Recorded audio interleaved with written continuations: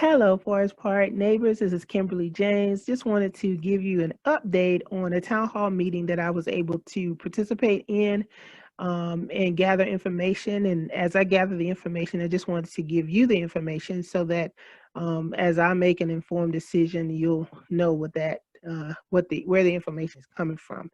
So what you're going to hear is Mr. Holly is going to share information about a notice that the church received about a meeting, and at that meeting, 90% of the vote went in the direction that they are currently proposing.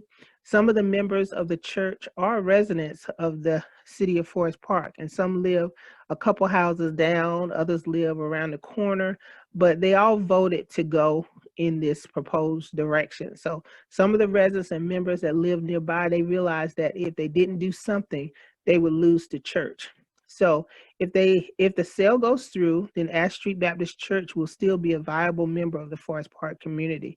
The church will operate in the building along with the Latino and Vietnamese church and other meetings that are meeting there right now. Prodigal Sons and Daughters is the proposed purchaser, and initially it was to be a restoration center, and that would take in people that were down on their luck for whatever reason, and it would help them to rebuild. This is not a shelter, and there is a 24-hour supervision.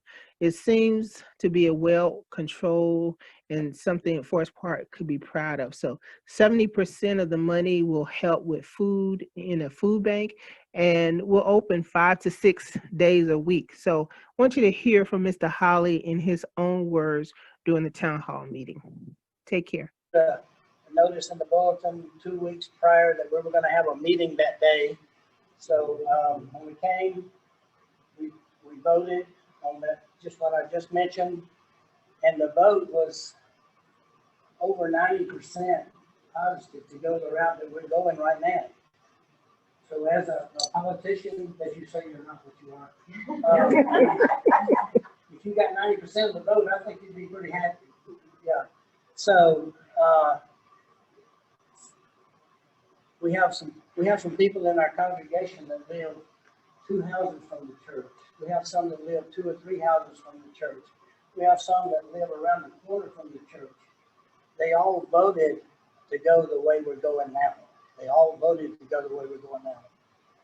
Doug lives, it's not anything against him, but he lives about 4 blocks from the church. You know, so the people that live nearby that have been members of Ash Street for a long time realize that if we didn't do this, we would probably lose the church. Most of you know that this year has been horrific in a lot of areas, and churches have suffered as well. If you look over on Phillips Drive, you can see the church from our parking lot. The Jones Memorial Methodist Church is shuttered. It had to sell. It shut down. There's a church at the end of Reynolds Road down behind Walmart. I think it was a Christian church. They've been shuttered for a while. So a lot of churches are suffering, and we were suffering the same way. But we tried to figure out what we could do to keep Ash Street Baptist Church a viable member of this community. When this sale goes through, if it goes through, it's not a done deal by any means. Ash Street Baptist Church will remain at that facility. We will still be Ash Street Baptist Church, and we'll be meeting at that facility. We just won't own the building. We also have a Latino church that meets there twice a week. We have a Vietnamese congregation that meets there. We have Al-Anon. We have AA meetings there every week. So the church is active and reaching out to every part of the community that we possibly can. And we have been, and we still want to be a big part of Forest Park in a positive way. Thank you. So what's the thing to do?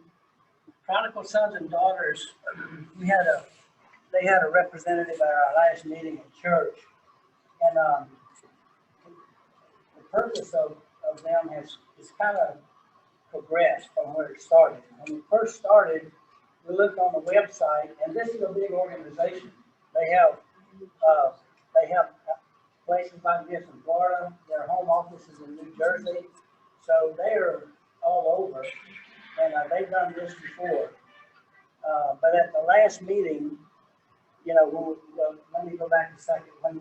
When they first proposed buying, we looked on the website, and it was called a restoration center, where they take people that are down and out for whatever reason, and they help rebuild them.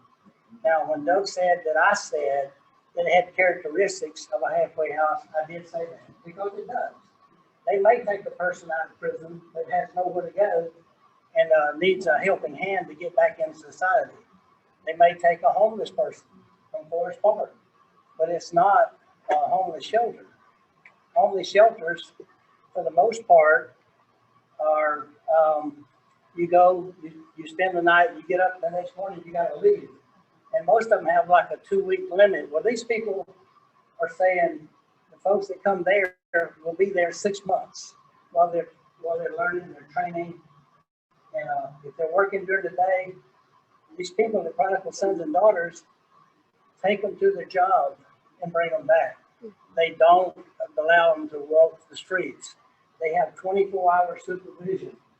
So there's no looseness through the neighborhood type thing that you might have had that impression.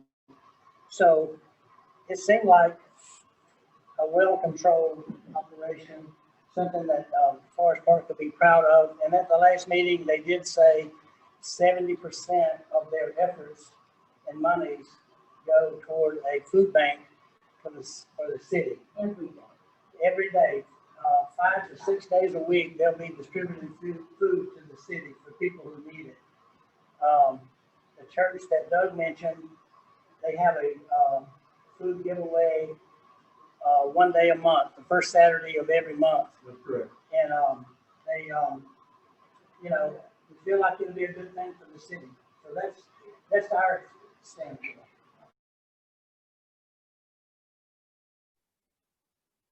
Okay, so as I promised, I will continue to bring you information as I get information, and I will always ensure to you that any decision that I make here in the city of Forest Park will be for the better of Forest Park. And so those that have any questions or concerns, feel free to reach out to me. I do have neighborhood meetings that I conduct every third Thursday of the month. I have one coming up on this Thursday, and hopefully we'll have someone from our Clayton County CDC to talk about the vaccines that are happening in Clayton County. So tune in, make sure you take down the phone number and Zoom information, and come back and join us every third Thursday at 5 o'clock. Take care. God bless.